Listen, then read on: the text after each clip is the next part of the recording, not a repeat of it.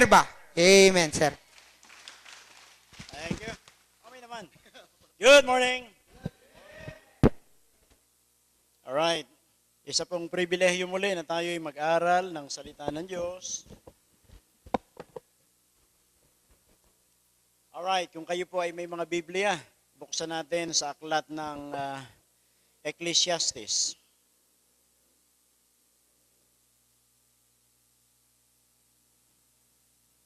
Ang nagsulat po nito ay gaya ng pagkakaalam natin, siya ang pinakamatalinong taong nabuhay, of course, maliban sa ating Panginoong Hesus. At maliban, asan na ba yung ating, ayun, nalaglag pala eh.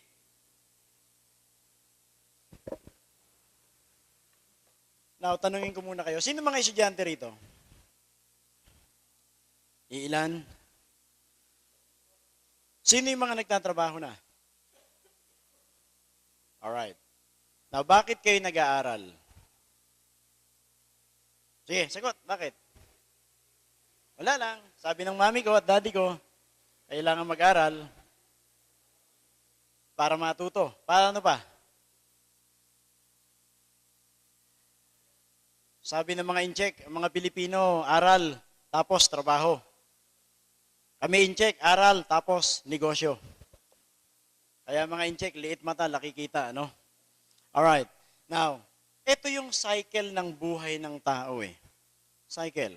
Papanganak, mag-aaral, magtatrabaho, mag-aasawa, mamamatay.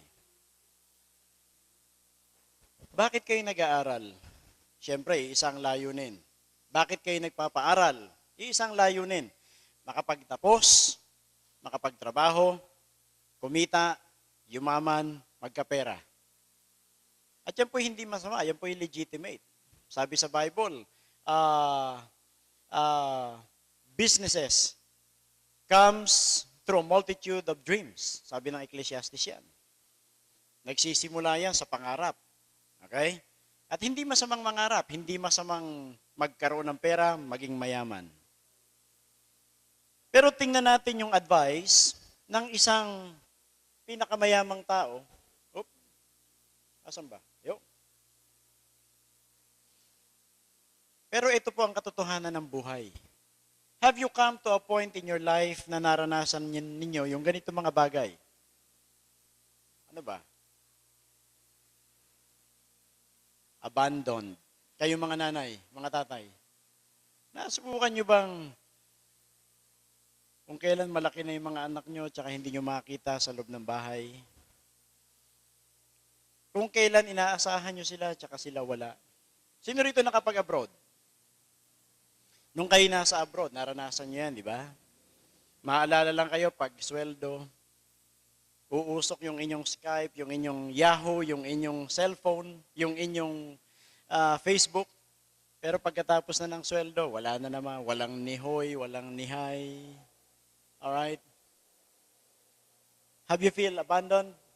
Deserted? Para lang kayong iniwan sa tabi? Neglected? Kayo'y nagtatrabaho? Binigay niyo yung lahat niyo sa company niyo? And then all of a sudden, parang wala na. Kakalimutan na kayo. Was there a time you felt lonely? Hindi nyo alam anong gagawin nyo sa buhay nyo. Kayo nag-iisa. Cast off. Para kayong iniwan. Life becomes meaningless. Forsaken. And to sum it up, ang tawag dyan ng Bible ay emptiness. Emptiness of life. Ito po ang buhay ng tao. Pagkatapos mong maabot yung isang bagay, yung isang lugar, yung isang kalalagayan, parang merong vacuum, parang merong pangkulang, parang merong kang hinahanap. Ang tao po ay walang satisfaction. By next week, pupunta ako ng Dubai. Galing ako Singapore nitong nakaraang linggo. At alam niyo, ang sabi ko doon, nakausap ko yung ambassador natin sa Dubai. Ang sabi niya, Pastor, alam mo po ba, ang ating mga OFWs ngayon ay pang fourth wave na. Fourth wave. Yung nauna na mga early 60s, Ang punta nila ay Alaska, California, mga apple picker. Yun ang mga trabaho noon. 70s, 80s, na-open ang Middle East.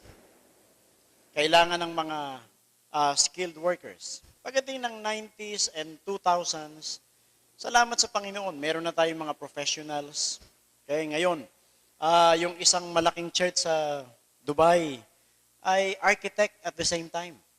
Isa siya sa merong malaking gawain doon, Filipino congregation. So ngayon, yung fourth wave, eto na, halo na. Meron tayong mga skilled, may OFWs, pero maraming professionals. Okay? Pero itong sabi ng ambassador natin, sabi niya, Pastor, alam niyo po ba, sa lahat ng nag-abroad natin, halos 20% lang ang naging successful. Bakit po? Ito yung senaryo bago umalis, magsasanla, mangungutang, makapag-abroad, yes, nakapagbayad. Ilang taon nag-spend sa abroad, kaya lang pag-uwi ng Pilipinas, hindi na kontento sa sweldo rito, o kaya ay may edad na, hindi na matatanggap. So lahat ng naipon, unti-unti, puro labas, puro labas, puro labas.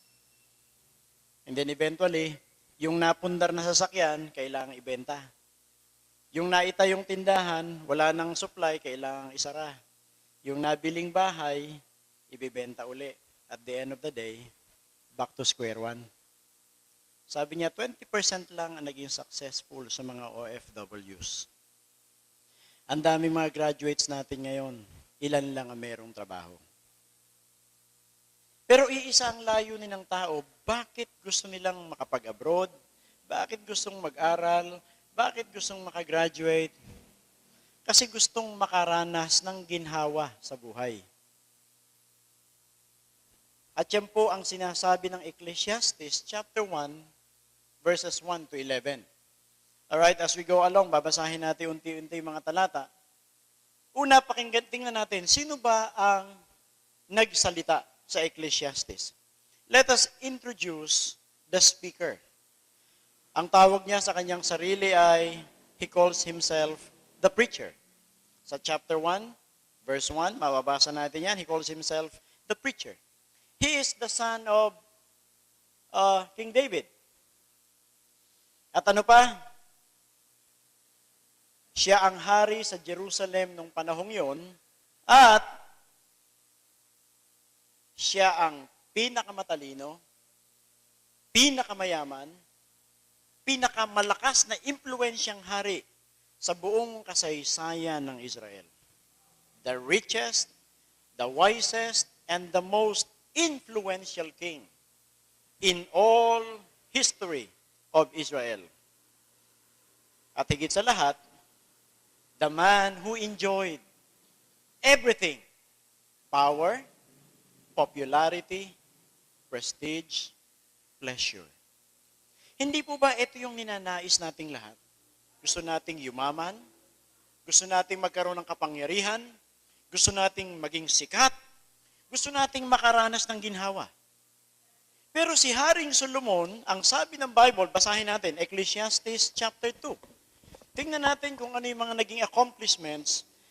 Siya ba ay merong kapangyarihan para sabihin at i-claim yung kanyang sinasabi. Mula sa verse 4, ito ang sabi niya, I made me great works, I builded me houses, I planted me vineyards, I made me gardens and orchards, and planted trees in them of all kinds of fruits. I made the pools of water to water therewith the wood that bringeth forth trees. I got me servants and maidens, and had servants born in my house. Also I had great possessions of great and small cattle, above all that were in Jerusalem before me. I gathered me also silver and gold, and the peculiar treasure of kings and of the provinces. I got me men singers and women singers, and the delights of the sons of men as musical instruments, and that of all sorts. So I was great, and increased more than all that were before me in Jerusalem. Also my wisdom remained with me. And whatsoever mine eyes desired, I kept not from them. I withheld not my heart from any joy, for my heart rejoiced in all my labor, and this was my portion of all my labor. Then I looked on all the works that my hands had wrought, and on the labor that I had labored to do, and behold, all was vanity and vexation of spirit, and there was no profit under the sun. Now you name it. Ang sabi ni Haring Solomon, lahat ng gustuhin ko napapasa akin. Lahat ng isipin ko ginagawa ko. Lahat ng planuhin ko natutupad. At wala akong katulad sa buong bayan ng Israel, maging sa mga naunang hari bago sa akin. You see? Ano po ba ang nais nating mangyari sa mundong ito? Lahat yan. Masama bang magkaroon ng mga technology sa loob ng bahay? Hindi. Pero ang sabi ni Haring Solomon, lahat yan naranasan ko. Pera, kapangyarihan, karangalan, kasikatan, babae, karangyaan, lahat yan naranasan ko. At lahat yan ang pinagsisikapan nating mga tao. Pinagsisikapan natin yan. Kaya hindi baling iwanan ng pamilya, makapunta ng abroad, makaranas man lang ng konting karangyaan. At hindi po masama yan. Pero ito ang pagnanais ng lahat ng tao. Pero ang sabi ni Haring Solomon, teka, lahat yan ay naranasan ko na. Naranasan ko na. At ano ang kanyang deklarasyon? Ang sabi niya, vanity of vanities. Sa Ecclesiastes chapter 1 verse 1 and 2, ang sabi niya diyan, vanity of vanities, all is vanity. At ano pong ibig sabihin ng vanity? Vanity means breath or vapor. Hininga. Excuse me. O singaw. O hangin. A wisp of vapor. A puff of wind. A mere breath. Subukan mong huminga sa kamay mo. Mahawakan mo ba? So in short, sinasabi ni Haring Solomon, lahat ng bagay na gusto mong kamtan, lahat ng bagay na gusto mong pagnaisan, lahat ng bagay na gusto mong maranasan, ay parang hininga sa iyong kamay. Hindi mo kayang hawakan. Nothing you could get your hands on, vanity. The nearest thing to zero. Maya-maya ay wala na. Vanity of vanities, all is vanity. And take note, by repeating the word, the writer expresses the superlative. Binigyan niya ng diin. Pinagdiinan niyang maigi. Vanity of vanities. Lahat ay walang kwenta. Pinakawalang kwenta. So kung ang nais mo lang sa mundong ito ay magkaroon ng malaking bahay, at the end of the day, ang sabi ni Solomon, lahat yan walang kwenta. Meron ako niyan eh. Gusto mo lang magkaroon ng kapangyarihan, walang kwenta. Lahat yan ay meron ako eh. Now take it from Solomon, the wisest man who ever lived. Take it from the man who tried everything there was to try. And who did everything there was to do. All is empty. All is empty. So anumang pagsisikap at pagnanais mo, lahat yan ay magiging walang kabuluhan. Nasa Singapore ako, ang sabi ng pastor, okay, meron tayong preacher para i-encourage tayo. At nung ako'y tumayo, sabi ko, hindi ko kayo i-encourage, i-discourage ko kayo. And I am discouraging you right now. Ano bang pinagsisikapan mo? Yang sabi ni Haring Solomon, everything is vanity. In verse 3, what profit hath a man of all his labor which he taketh under the sun? Now, the preacher now asks the question, What advantage does a man have in anything he does in this life? Ano bang pakinabang mo? I don't know kung ilan ang plaques of appreciation ang natanggap mo. 20 years, 30 years of service, pero tandaan mo ito, pagkatapos mong mag-resign o mag-retire, kakalimutan ka na ng kumpanya. No more. Palagay mo, kikilalanin ka pa? Hindi na. Tapos ka na eh. Tapos na ang serbisyo mo. What's the use? Bakit ka nandito sa mundo? Bakit ka nagpapagal, nagpapakapagod, nagpapakahirap? Ano ang layunin ng lahat ng ginagawa mo? Gigising ka ng umaga, makikipagbakbakan ka sa sasakyan para makasakay ka ng nasa oras, uuwi kang umuulan, baha, lulusong ka, para pagtulog mo, gigising ka na namang kinabukasan, routine, and you will just do the same, day in, day out, day in, day out. Estudyante, magpapakapuyat ka. Nung unang panahon, nagsusunog ng kilay. Yung iba, nasunog ang buhok. Para lang makapag-aral. Pero at the end of the day, what? What? Ano bang layunin lahat natin dito sa mundo? Bakit nagpapakapagod tayo? Kailangan mag-aral, magpuyat, gumawa ng assignment, mag-research, gigising ng madaling araw, magbibit-bit yung mga estudyante ngayon, backpack, ilang kilong libro ang dala. Hanggang makagraduate, pagdating sa trabaho, 1,000 aplikante, isa lang ang kukunin. Bakit kailangan mo magpakapagal, magpakapagod, magpakahirap, makipagbuno? Mapalad na kung matanggap ka at mabigyan ka ng 5 months contract.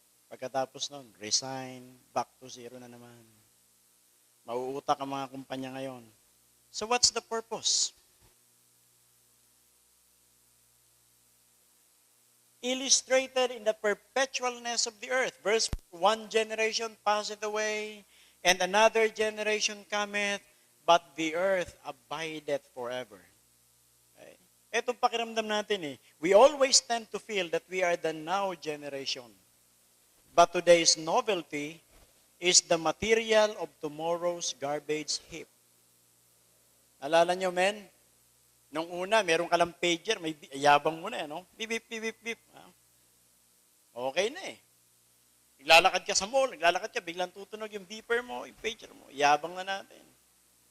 Nagkaroon tayo ng cellphone, na parang pangkayod ng yelo, yabang natin, pahabaan pa ng antena. Tapos paliitan ng cellphone. Doon sa probinsya sa Quezon, meron ni rescue, nasa taas ng puno ng nyog. Dating yung rescue. Wag kang tumalon, masarap ang buhay, masusolusyonan yung problema mo. At ang sabi ng mama, hindi ho, naghahanap lang ako ng signal. Ganon yung mga cellphone, di ba? Eto na ngayon, mga swipe na. Kahit saan ka pumunta, may internet ka. You see, akala natin, wow, iba tayo ngayon, iba yung henerasyon natin yan. But listen, old age doesn't make you any wiser. It only teaches you the transience of life. And the older you get, the more sameness to its generation, which you can only see in its passing. Itong buhay ng tao, ipapanganak, mag-aaral, magtatrabaho, mag-aasawa, mamamatay. Mag-aanak, mag-aaral, magtatrabaho, mag-aasawa, mamamatay. One generation passeth away, and another generation cometh, but the earth abideth forever. Alam nyo, during my early days, ako'y natira dyan sa Cainta. From Cainta to Cubao, ginajogging ko lang yung Ortigas Avenue. Ortigas Extension, tinatakbo ko lang yan hanggang Cubao. Pero ngayon, hindi na kaya ng powers. What else? Illustrated in the rising and the setting of the sun. Verse 5, the sun also ariseth, and the sun goeth down, and hasteth to the place where he arose. As each generation comes and goes, so also each day comes and goes with a regular, monotonous passing. Ang sabi ni Chuck Swindoll, the problem with daily living is that it is so daily. You know, ewan ko kung totoo yung kasabihan, life begins at 40. Pero really, when I reached my 40, I sat down and think about my life. And I asked myself, what have I accomplished for the past 40 years? Ano ba yung mga naging achievements ko? Ano ba yung mga naging naabot ko na? Ano ba yung mga frustrations ko? And then, ang sabi ni David, at least ang lifespan ng tao ay 70 years old. And here am I now facing my remaining 30 years. Pero ang kaibahan dito sa remaining 30, hindi ka na kasing lakas katulad nito. Pagising mo sa umaga, akala mo yung kama mo lumalangit-ngit. Yung pala, tuhod mo na. Ha? Dati, dito, pagbalikwas mo, diretsong banyo, ligo, lahat, kilos. Dito, pagdating mo ng 40 onward, uupo ka muna sa gilid ng kama, poprogram mo yung katawan mo, dahan-dahang tatayo, dahan-dahang kikilos. At etong remaining 30 mo, papasok na dyan, manghihina ka, yung dibdib mo, bababa rito, yung abs mo. Dati manipis lang, maraming shampoo ang kailangan mo, ngayon konti na lang, pero magastos ka na sa sabon. Kasi malawak na yung hinihilamusan mo. You know, different story. Iba na. Dati magastos ako sa shampoo, ngayon matipid na. Pero yung sabong kong gamit, ang bilis maubos. Marami ka ng mararamdaman, marami ka ng sakit, you know. At ito ang buhay ng tao. The sun riseth, the sun goeth down. And then, illustrated in the wind. The wind goeth toward the south and turneth about unto the north. It whirleth about continually, and the wind returneth again according to his circuits. Ganon ang hangin, paikot-ikot. Kaya yung cycle ng mundo, alam natin, rainy season, okay? Tag-araw, tag-ulan, taglamig. All winds move in circuits, either clockwise or counterclockwise. Minsan hanging habagat, minsan hanging amihan. And there are regular weather patterns which are repeated again and again and again. And that's life. And that's nature. And that reminds us of the continuing sameness in life. Itong buhay ng tao, paulit-ulit, paulit-ulit, paulit-ulit, paikot-ikot. It is also illustrated in the cycle of water. All the rivers run into the sea, and yet the sea is not full. Unto the place from whence the rivers come, thither they return again. So water from the ocean is evaporated and carried over the mountains where it condenses in the cool air and rains out in the mountains and flows down in the river into the ocean where it is again evaporated in an unending cycle. That's water cycle. Hihigupin, evaporation, condensation, precipitation, paulit-ulit. Continuing sameness. At ganoon din ang buhay ng tao. Papanganak, mag-aaral, magtatrabaho, mag-aasawa, mamamatay. Papanganak, mag-aaral, magtatrabaho, mag-aasawa, mamamatay. Continuing sameness of life. And in each of these areas, there is an unending sameness. But here is not the problem. But you are not the same because you are here today and gone tomorrow. And when you are dead and buried, the sun will continue to rise and set, the winds will continue to blow, the rains will continue to fall, and they will not even notice the fact that you are gone. Wala siyang pakialam. They will just go on with their cycle. Tuloy ang ulan, tuloy ang araw, tuloy ang generation. Hindi nila alam, wala ka na pala. Matagal ka na palang 6 feet under the ground. O yung iba, matagal nang inilagay doon sa, ang tawag yan? Urn. Okay? Sabihin ko sana palayok eh. Matagal ka na palang nanduroon.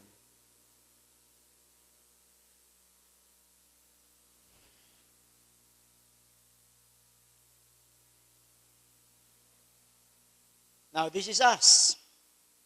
Man's existence is futile. Walang kwenta. Bakit? Because there is no permanence. There's no permanence. In contrast to the earth, the sun, the wind, and the water, they just keep on going. Ikaw, wala ka na. There is no satisfaction. You never see or hear or say enough. And there is no novelty. There is no new thing under the sun, and there is no remembrance. Even when you do something significant, it is forgotten.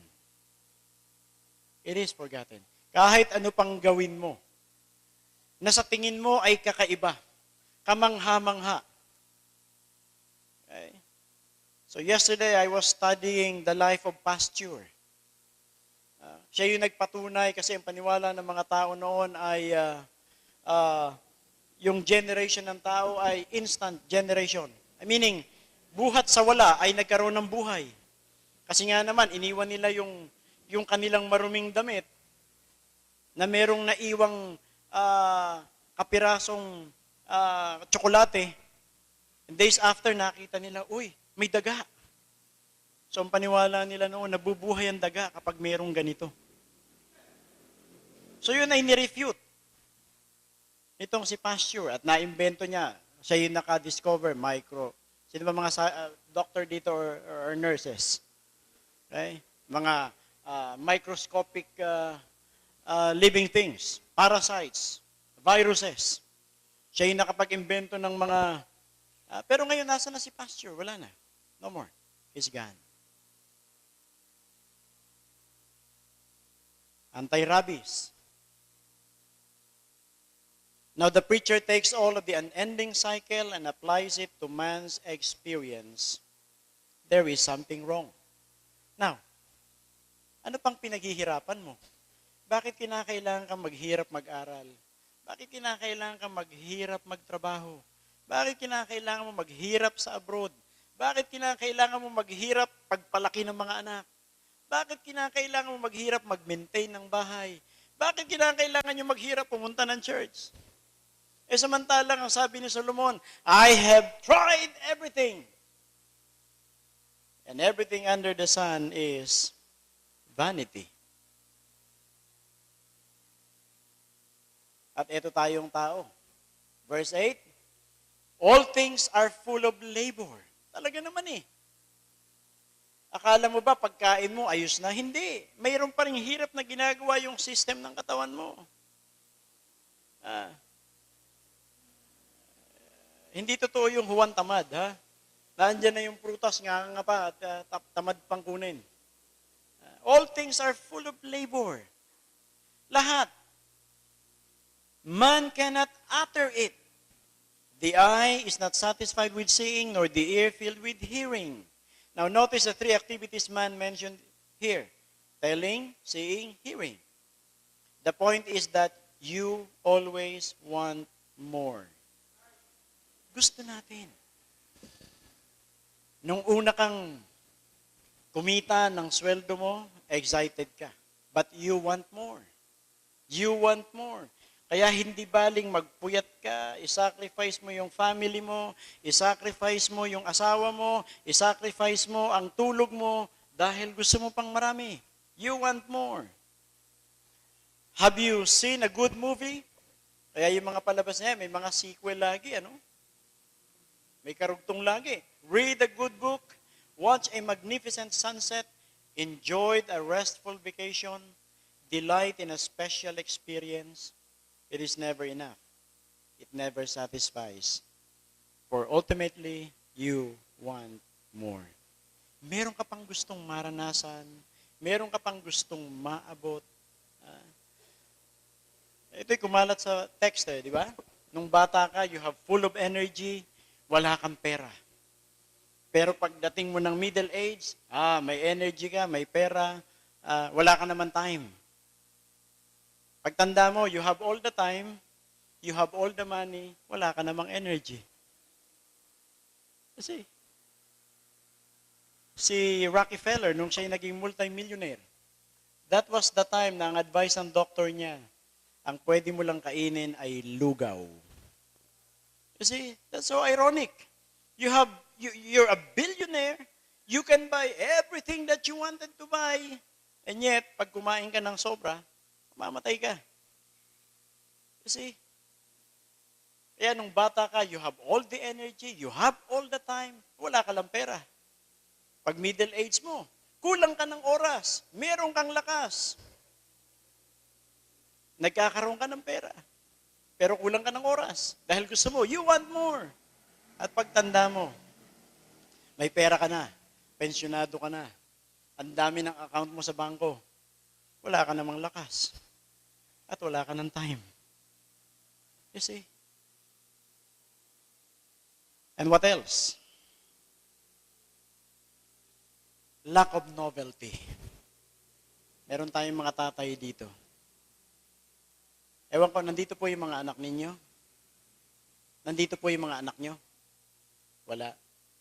Pero kayo mga anak, kayo mga magulang, was there a time na lumapit yung anak nyo at sabihin sa inyong, Mommy, Daddy, thank you so much. Nitong nakaraang Father's Day, parang ritual na yan, ano? Popost sa Facebook, Happy Father's Day, my best father in the world. Pero nirefute ko yun. Sabi ko, kalukuhang malaki yan. Kung gusto nyo talagang mapasaya yung magulang nyo, hindi yan nakukuha sa isang araw na pagbati ng Happy Father's Day o Happy Mother's Day. I-apply nyo yung tinuro ng Proverbs para mapasaya nyo ang magulang nyo. Yun ang tunay na celebration sa ating mga mahal sa buhay. Pero ito'y totoo. As you grow older, there is lack of novelty. The thing that hath been, it is that which shall be, and that which is done is that which shall be done, and there is no new thing under the sun. Is there anything whereof it may be said, See, this is new, it hath been already of old time, which was before us. Now we are living in the age of novelty. We have seen things in our day of which our ancestors did not even dream. Space flight, computer, instant media, cell phone, television, etc. And yet, with regards to human nature, yung ating pagkatao, there is a mundane similarity to the people of the past. The more things change, the more they remain the same. Walang pagbabago ang tao. We want more. Pero walang makaalala sa atin. Ang tatay ko'y sundalo. Inilibing dyan sa libingan ng mga bayani. Matagal nang patay yung tatay ko. And there are times dumadalaw ako. Kasama ko yung mga anak ko. Kinikwento ko yung history ng lolo nila. And then maglalakad kami doon sa lugar ng mga big shots. Mga generals, mga national artists. At sinasabi ko sa mga anak ko, anak, etong si General ganito, nung panahon niya, siya ang chief ng Air Force. Etong si General ganito, siya yung chief ng Army. Eto yung ginawa niya. Sabi lang ng mga anak ko, ha? Kilala nila, General Reyes. Yun yung pinakahuling na nagpakamatay. Anak, ito si Carlos P. Romulo, isa sa mga signatories ng United Nations, isa sa mga gumawa ng framework ng UN. Sabi lang ng mga anak ko, ha? Sino yun, Dad? See? No novelty. No more. Nothing. Eto, nandoon pa si General Ricarte. Lalo na yun. Panahon pa ng mga Espanyol. Sabi lang ng mga anak ko, ha? No novelty. Ngayon, nagpapakapagal ka, nagpapakahirap ka, ginagawa mo ang lahat para sa school mo, ginagawa mo lahat para sa company mo. And after you are dead and gone, ha? Ako ngayon, wala na akong sa aking sanghinagap kung sino yung lolo ko. Kung anong mga naging accomplishments niya, kung sino yung lola ko, wala na. No more. You are here today And one day, no more. Nothing. Lahat ng pagpapagal mo, pagpapakahirap mo, lahat ng ginawa mo sa pamilya mo, lahat ng ginawa mo para sa school mo, lahat ng ginawa mo para sa company mo, wala nang makakaalala. Wala na. Vanity of vanities, all is vanity. Lack of remembrance. There is no remembrance of former things.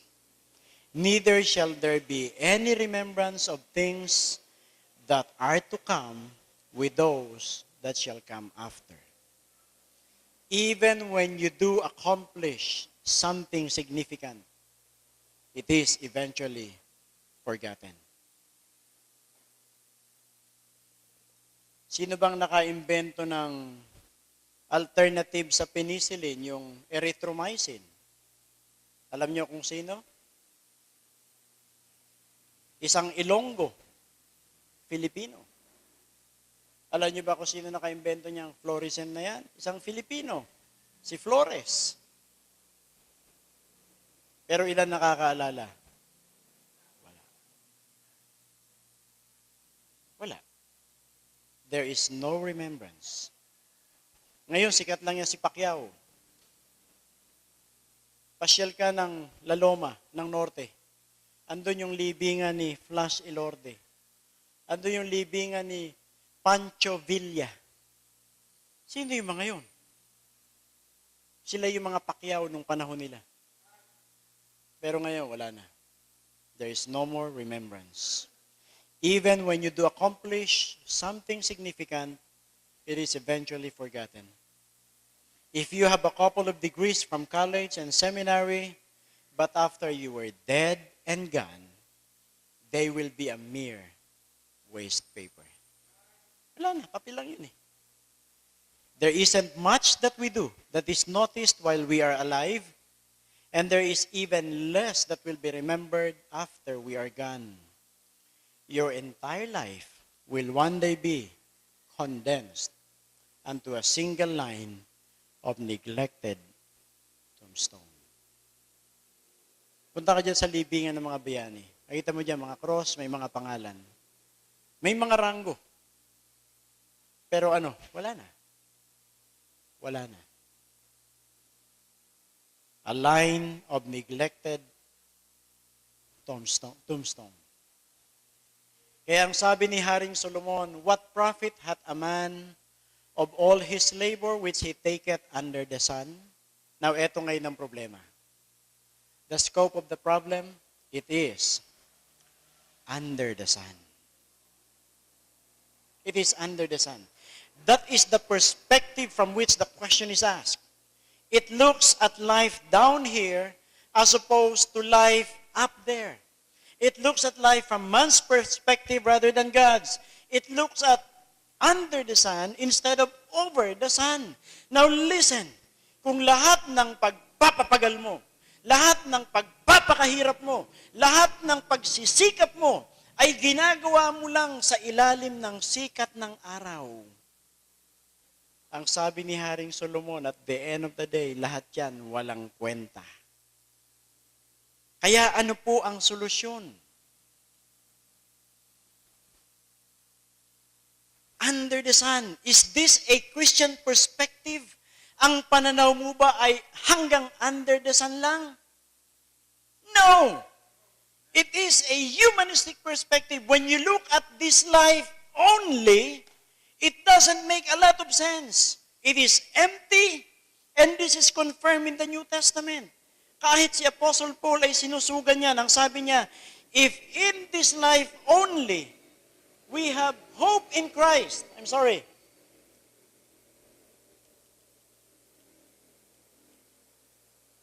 if in this life only we have hope in Christ, kung ang pagtitiwala mo kay Kristo ay hanggang dito lang sa lupa, hanggang dito lang sa lupa, ang sabi ni Apostle Paul, napaka-miserable mong tao. May nakausap akong Muslim, ang sabi niya, si Muhammad at si Jesus, parehong mahusay na propeta. Sabi ko, hindi. Hindi. Sabi niya, bakit? Kasi ang Muhammad nyo namatay. Ang Kristo namin namatay. Pero ang Muhammad nyo hanggang ngayon patay. Ang Kristo namin pagkaraan ng 3 araw, nabuhay.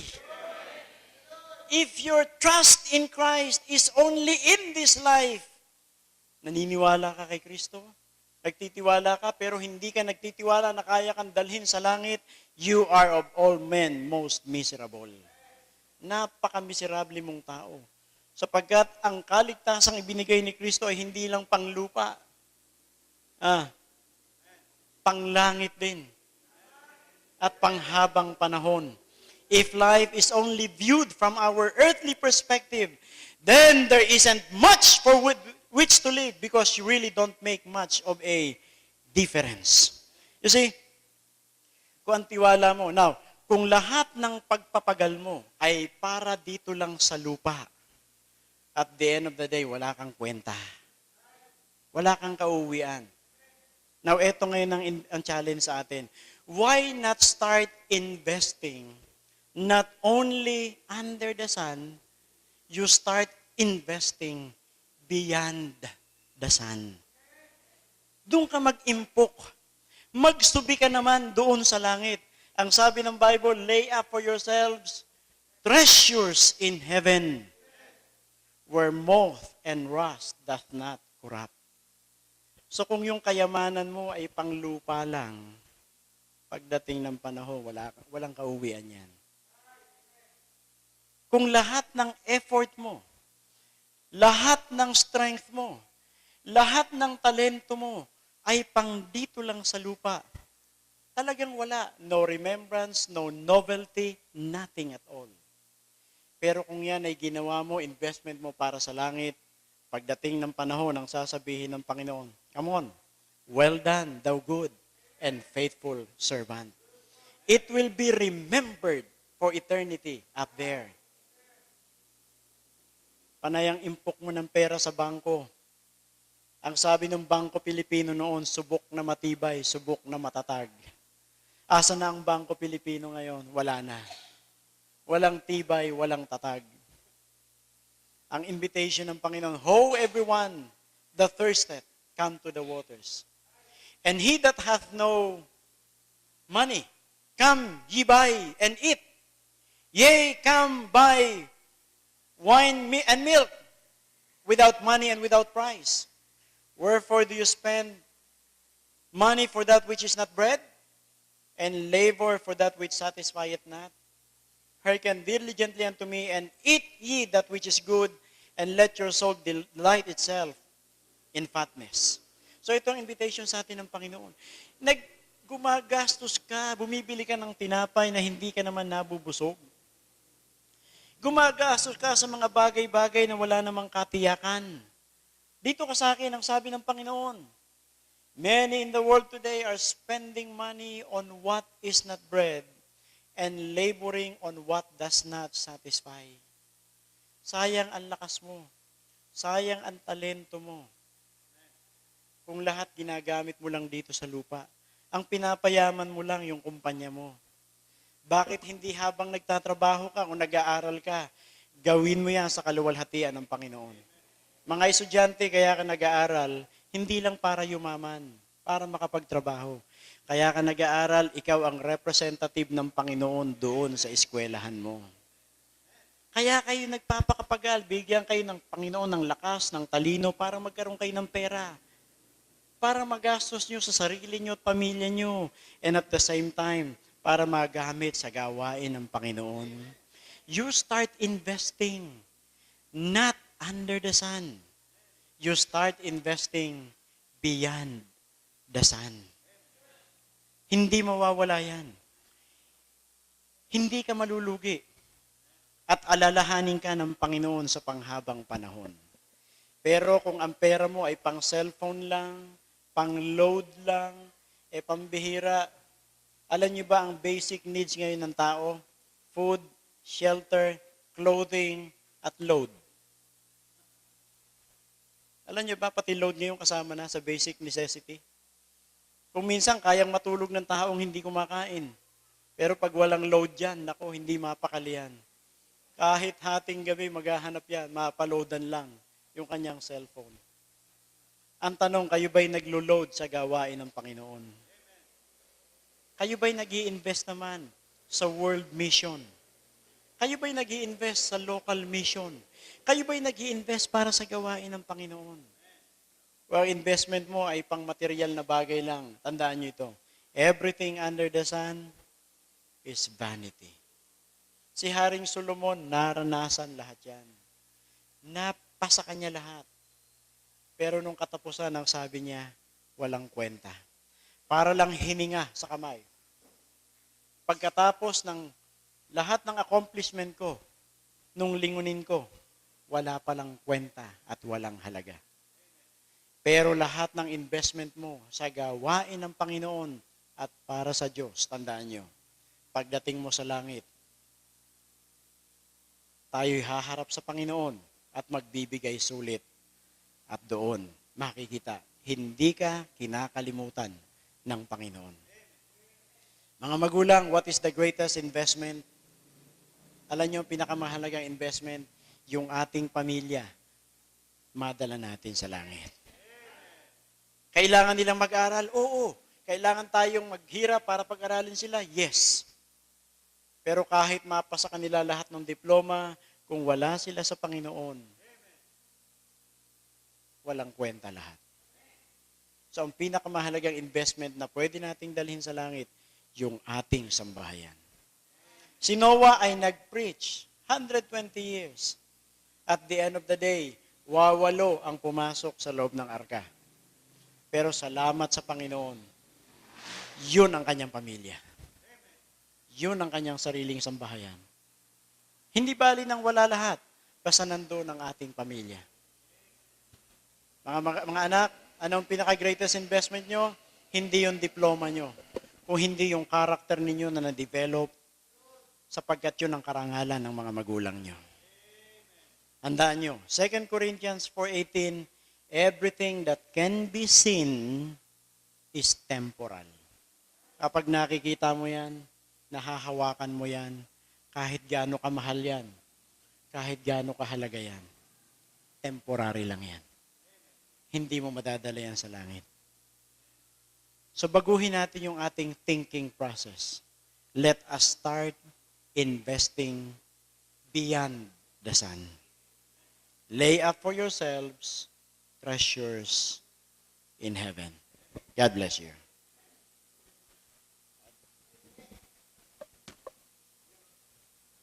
Tayo po ay tumayo lahat po. Tumayo po tayong lahat. Tayo po ay manalangin. Salamat, Pastor. Tayo po ay manalangin. Dakilang Diyos, salamat po sa lesson na binigay niyo po sa amin. Na totoo po, tunay, Panginoon, na nagkakamali po kami, Panginoon, sa focus po namin.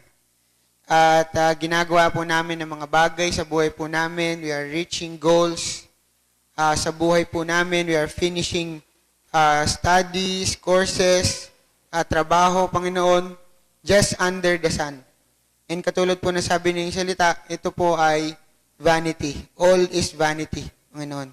But if we will invest, Panginoon, beyond the sun, Panginoon, it will be remembered forever, Panginoon. It will have the novelty it deserves, Panginoon. And it will be cherished, Panginoon, for eternity.